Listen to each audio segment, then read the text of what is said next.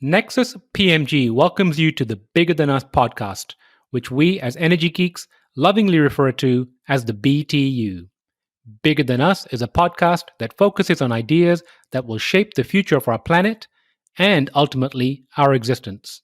We will occasionally lean into energy topics because, after all, it's the key to our collective survival.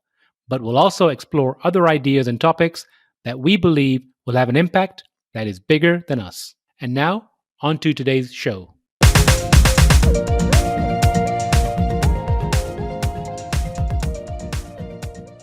Hello, and welcome to the Bigger Than Us podcast.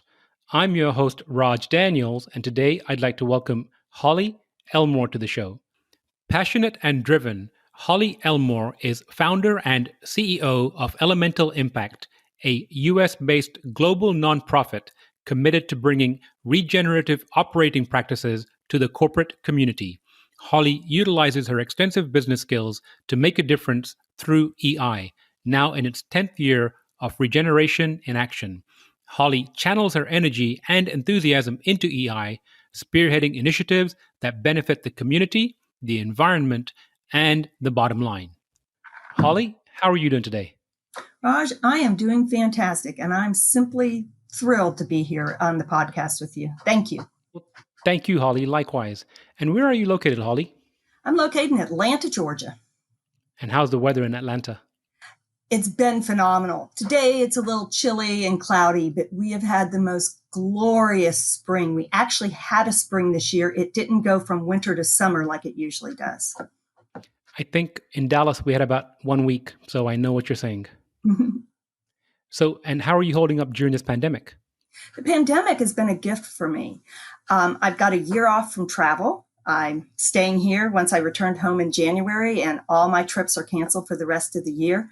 When I'm in Atlanta, I work out of my home at my computer. I live in a great neighborhood where I have gorgeous walking and all the stores that I need to go and stuff. So I'm in great shape, and I find it a beautiful gift in my life. Well, I'm happy to hear that. And I heard a term today that I wanted to share, and so you're the first person I'm going to share it with. Plandemials.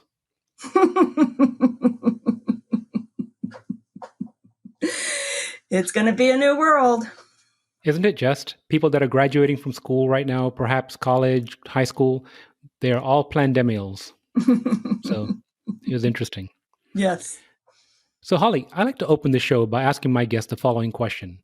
Okay. If you were asked to share something interesting about yourself, what would it be? Well, I have an example that shows my tenacity of spirit and my base determination. For about 8 years, I was an ultra cyclist. That's with a bicycle. And 100 miles was a short day. I rode my bike from Florida to Maine, from San Francisco to Santa Monica. But the year I turned 40, I treated myself to qualifying. It took 2 years to qualify to ride Paris-Brest-Paris. That is a 1,200K ride. There were only about 800 Americans. There were about 3,500 that rode it, but 800 Americans. And you ride 750 miles in 90 hours. You have time stops. You must go in at checkpoints. You can't ride too fast. That wasn't a problem, but you can't ride too slowly either. And I'm very proud to have completed that. That is amazing.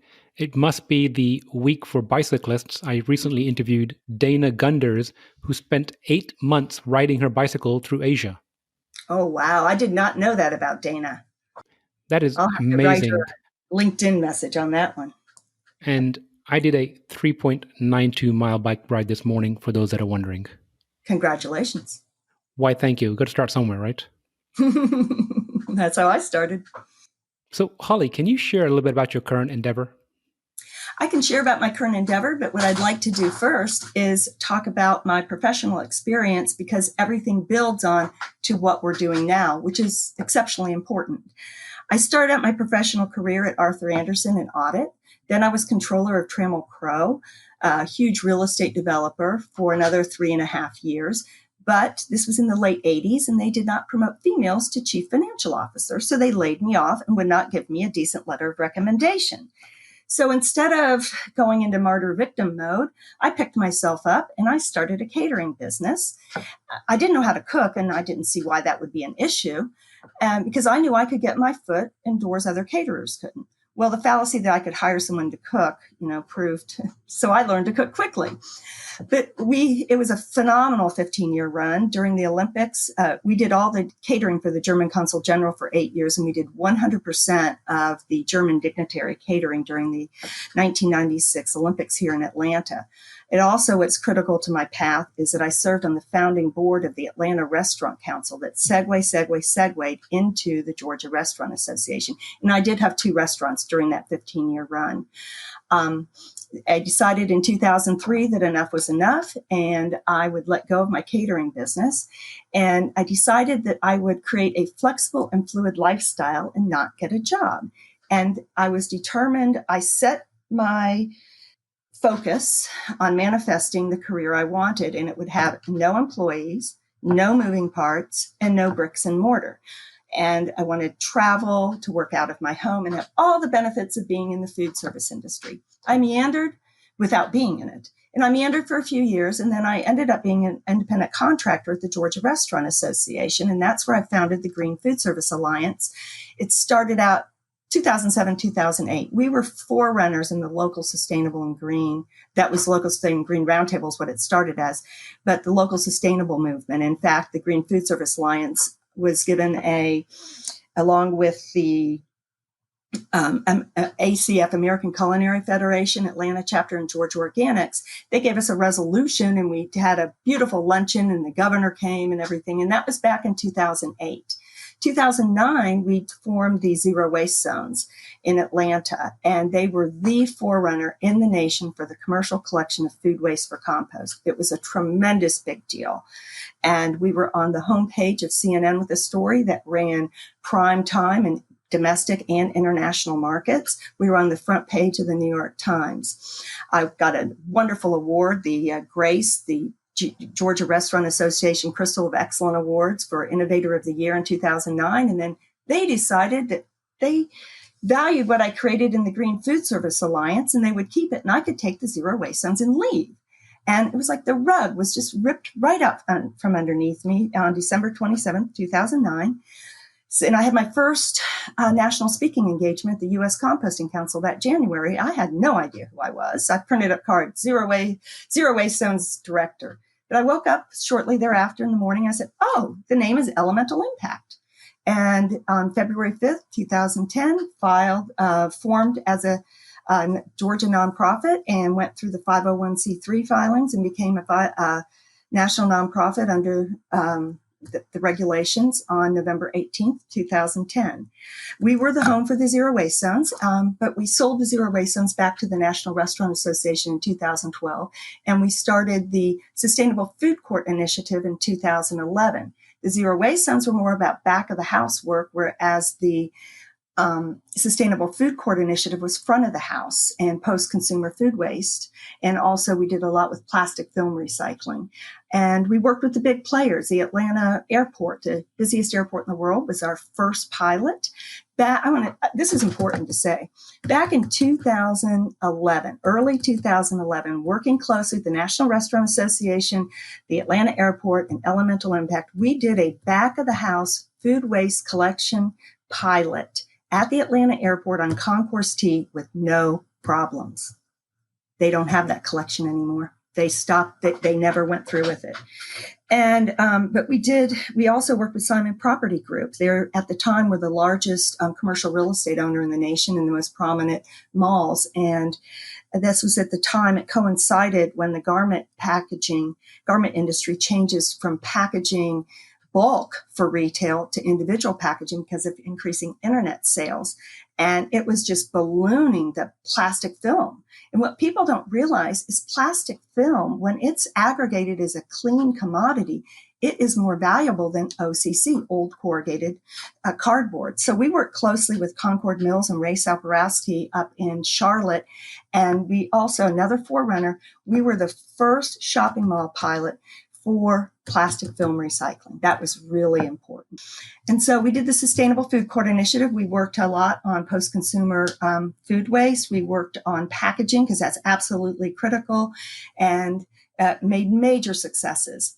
But the mantra of Elemental Impact is EI looks at what could be done, isn't being done, and gets it done. EI identifies pioneers, creates heroes, and brings the possible out of impossible. And we were essentially done with our work. There were stadiums at this time in 2017 that had achieved zero waste, including post-consumer food waste.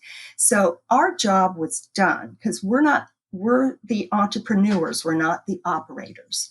And so I announced in June of 2017 that the era of recycling refinement was mission accomplished, and that we were entering into the era of regeneration, where our focus would be on soil health and regenerative agriculture, and also water use and toxicity.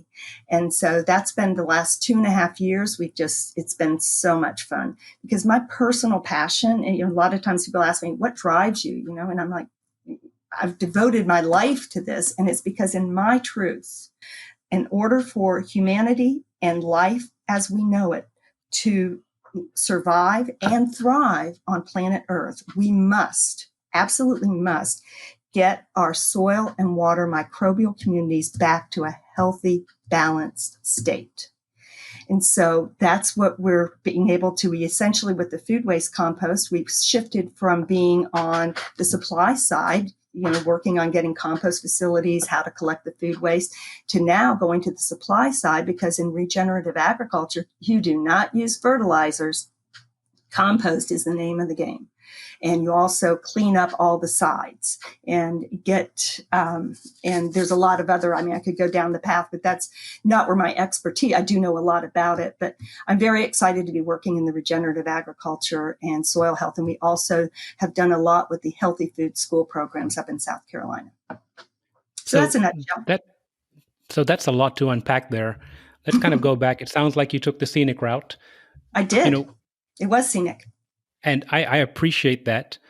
The part I wanted to pull out there was about the projects you did with the malls and then with the airports. Did I hear you correctly that they're not continuing those programs? Correct. No, on the airport. One thing I'd like to say, at the Atlanta airport, it was a great run there. We worked, and this will segue into something else that I'll want to emphasize later, is what happened was in 2009, during Green Foods Alliance days, went down, I got introduced. We were under the old airport concessionaire contract, so there was just two major concessionaires at the airport at the time, and HMS Host was the predominant one. And I met with Tim Slaney down there. We met about 3 or 4 times. We brought the EPA down. We brought the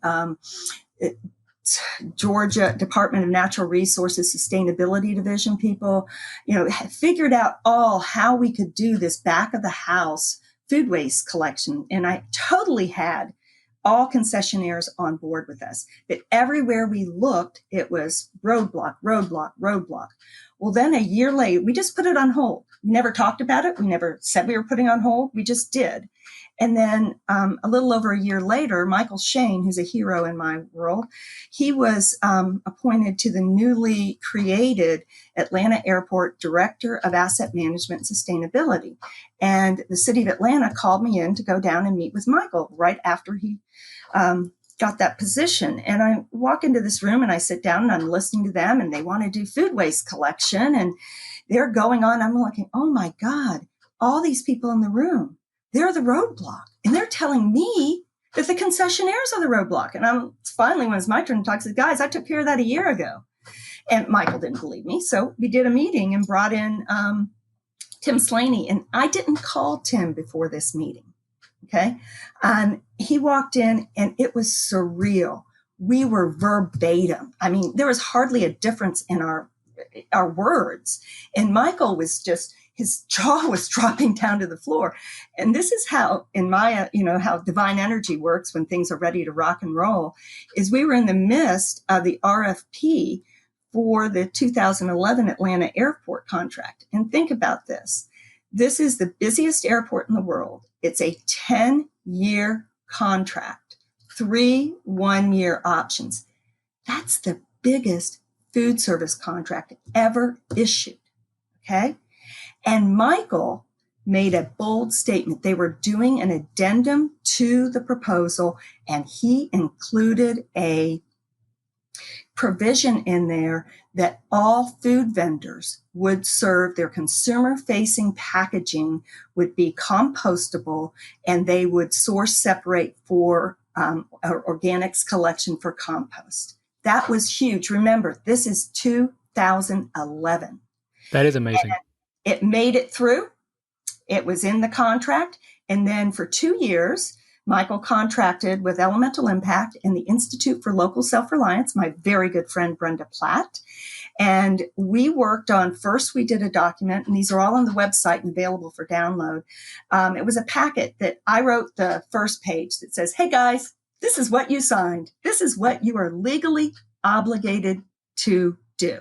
Then Brenda wrote in the whys and really what is food waste composting, what's compostable packaging, did all the definitions, and then the Q&A. And what was big about this is we brought together, EI did this, brought together all of the food and beverage executives in the value chain for those trade associations like FPI, the Food Service Packaging Institute, Green Blue, Sustainable Packaging Coalition. I think Keep America Beautiful might have even worked on it some. But we brought in all these people. Then we brought in like NatureWorks. They make PLA, which is the for the compostable packaging. So we brought them all in. And before we went back to the airport, we would always run everything by Linda Dunn, who was the vice president of supply chain at HMS Host, to make sure that it all made sense. And what was beautiful about the team that was pulling this together before we got to Linda, I was the only one with food service background. So I'd have to call it, guys, that won't work. That will not work. So that was really big. But then they brought on, after 2 years, the second year, our project was basically building out a really intricate spreadsheet to help monitor compliance with this. But then they brought on internal staff and we kind of got pushed out. And in my book, they did not understand that these tenants were legally obligated, and they bowed down to other things. And I'd rather not say more than that. But it was very sad for me because Atlanta Airport had the opportunity to just completely shine. They still shine because they have that obligation, that contract provision. And another little segue on that is one of EI's premises is we do not get involved in public policy, ordinances, lobbying, never. But what we do is we work to get it, because remember, I'm a business person. We make sure that it's going to make good, sound business sense. And we make sure that it's legally required, that you're incentivized from that standpoint. That's a very interesting story. Thanks for sharing that. It's well documented. Can you define what a zero waste zone is?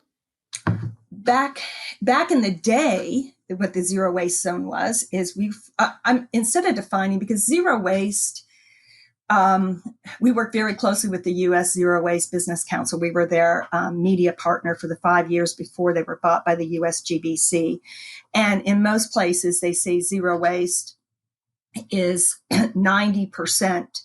Before you can get any type of certification on zero waste, you must be 90% diversion from landfill of repurposing your material.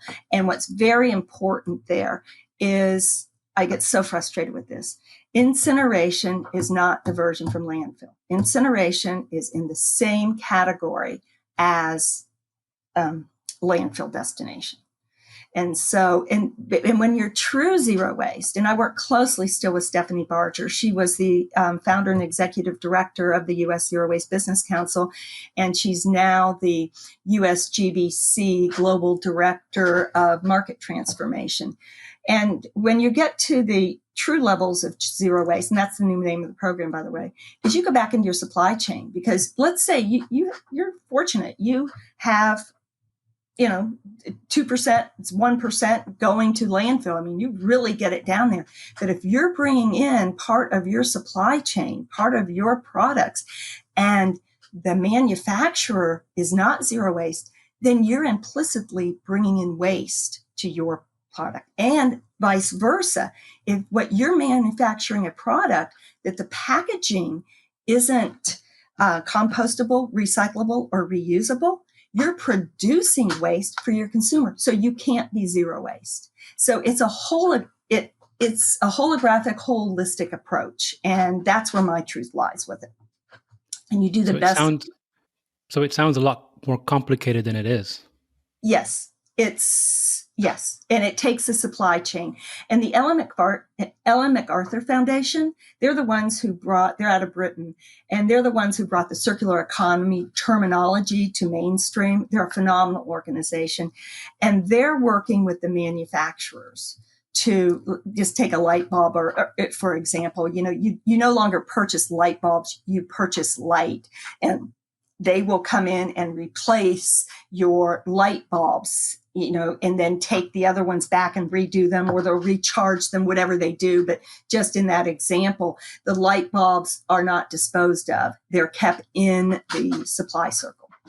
Very interesting. Mm-hmm. So it's important. So Holly, the crux of our conversation is the why behind what you do. And you kind of touched on it earlier, but what drives you? What keeps you moving this mission forward? Well, I did tell you before about the microbial community, and that is a driver. But what my real driver is, as we talked beforehand, I'm a Scorpio. I came here for purpose, and I know it. I knew that as a young child at 4 and 5 years old. And I have a deep soul level commitment to fulfill my soul purpose.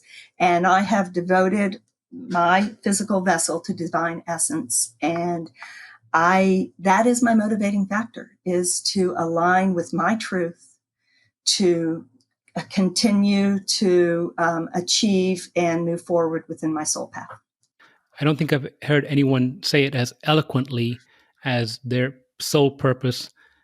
What evidence, or how do you know? You just know it. That's what I was told one time. I went to some yoga thing or whatever it was, and she was doing readings, and she told me, you're clairsentient. There's clair audio where you hear, there's clairvoyant where you see. I'm clairsentient. I know things. And I'm proud to say I'm 60 years old. I'm in my 7th generation in this physical vessel. And so therefore I'm an elder, and I've been around the block. I know how to trust my knowing. In my youth, I didn't necessarily trust it, but there's been time and time again where I just know things, and I go and I do. I knew to start a catering business. It made no sense. None. I follow my own logic, and, again, it's just a knowing. It's not tangible. I appreciate that, and it resonates.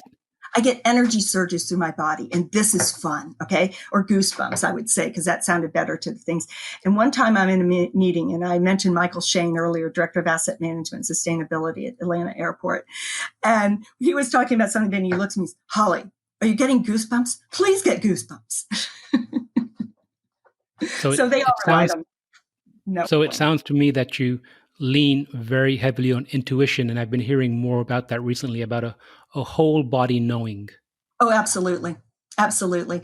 And in my truth, it is important to live in your heart. You have a heart mind, and the job of the linear logical mind is done. That was done, a little while ago. So I don't operate in a linear world. I really appreciate that. And changing gears a little bit, I was going through your website. Can you share a little bit about your interest or your current views on regenerative agriculture? Absolutely. Okay. I've started writing articles. I was working with Kiss the Ground, and they're the ones who did, if anyone out there has not seen this soil story, I highly recommend it. It is a 4-minute video, and it is the crux of the article I wrote, A Carbon Crisis, Simply a Matter of Balance. And in very simplistic terms, kind of animated, it explains how we are why we are in this carbon crisis that we are. And it's simply because too much carbon has come out of our soils by agricultural methods from the very beginning of our agricultural times, and is entering the atmosphere. When it enters the atmosphere and the atmosphere gets out of balance with carbon, it comes down into the oceans. That's ocean acidification. And when the ocean acidification, now there's a difference between ocean warming and ocean acidification. Ocean warming is what's killing off the reefs. That's very important, but that's not what I'm talking about. The ocean acidification is killing off our phytoplankton. And what's very important to understand, even though the rainforests and the Amazon basin, I totally agree, are the lungs of the earth, about 2/3 of our atmospheric oxygen, that's what we breathe, comes from phytoplankton, and we're killing it off because of our agricultural methods. Then go back to the Dust Bowl. Remember the Great Plains. They were lush with grasses before we killed off all the buffalo, and how the grazing patterns. And I could go into the details of it, but just know that, it's the matter that they defecate and urinate on the land. They can't continue at that place because they're going to make themselves ill because of their defecation and urination. So they leave, but they take and they prompt in natural fertilizer, their defecation, as they leave. And then the plants aren't killed. They get to thrive again by the time the next buffalo herd comes around. That's very important. What did we do? We came in, we killed all the buffalo. That buffalo massacre is just devastating. And then we put monocrops in.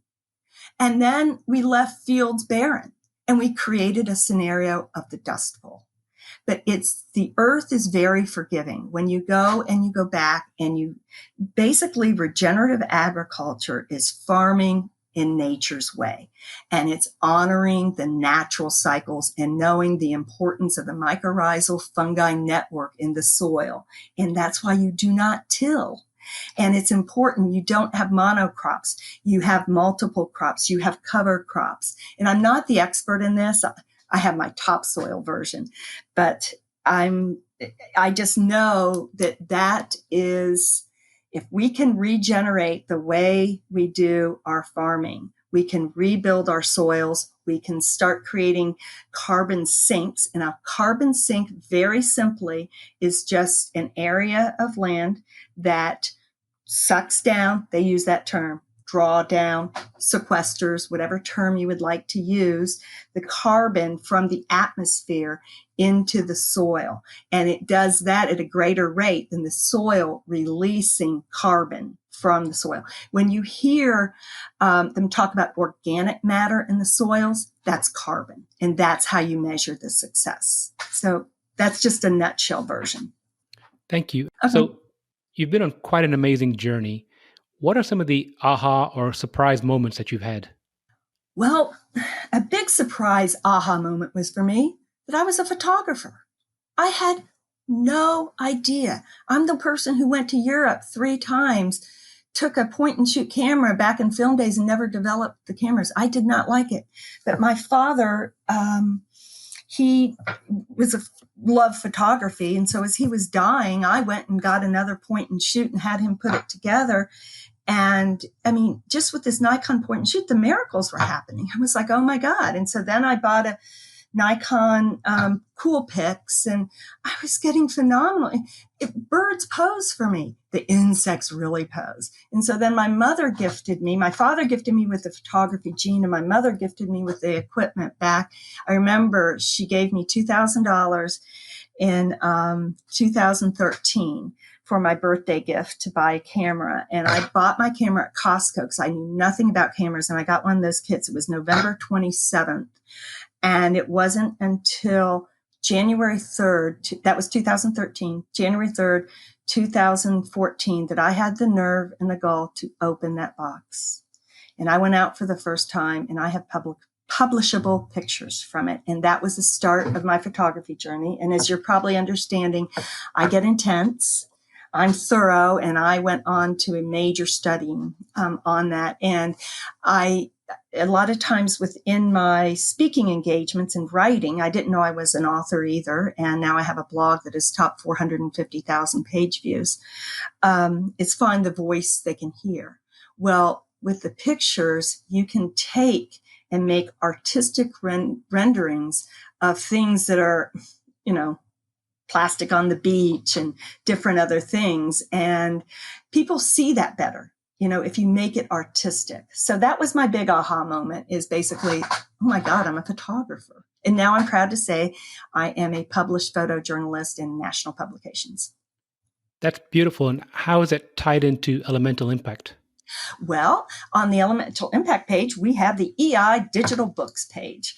And so 3 of my articles are now published under EI Digital Books, because the first one was about Kennesaw State. My very first published article was an 8-page, 2-article series filled with all my photography on Kennesaw State University's Hickory Grove Farm, that essentially took a 26-acre former cement mixing site that was leased to them by the Georgia Department of Transportation, and they transformed it with regenerative agriculture practices into this thriving organic farm that provided 25% of the food for Kennesaw State's, the Commons, Gold LEED certified dining hall that serves 6,000 students a day when, it's open full time. So that's how it ties in. I write about, our things. I'm known for documentation. A lot of my photography has been just documenting. I have over 200 albums on the EI Facebook page. And as I told you when we were talking, I just finished a 3-article series, A Decade of Impact, that chronicles from our history and background through the era of recycling and refinement and into the era of regeneration. And the Facebook albums on the last 2, the recycling, refinement, and regeneration, are at 700 photos each. And each one of them stands alone with its description. So I appreciate that. And I will put links to that in the show notes. Thank you. Last question I have for you is that if you could share some advice or words of wisdom with the audience, what would it be? I have twofold.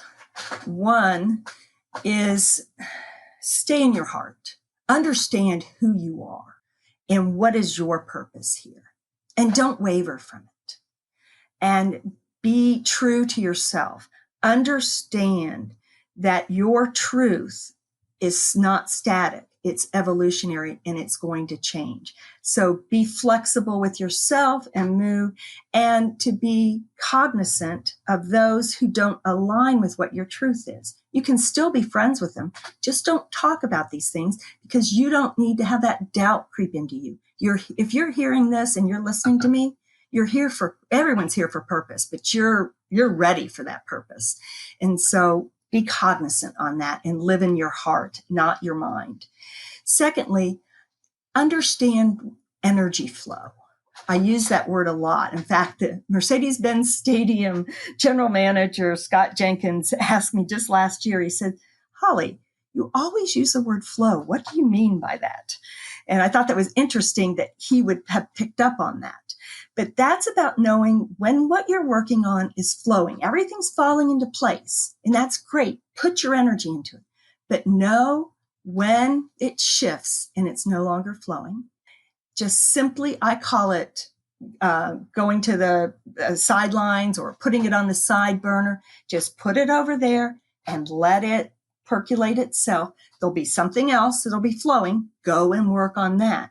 And I gave an example of that earlier, where a year before, in 2010, I had done all the legwork for the food waste collection pilot at the Atlanta airport, but it stopped flowing. So I put it on the sidelines. A year later, it was flowing again. We had done all the groundwork, and it just took off like a rocket. So that's my advice.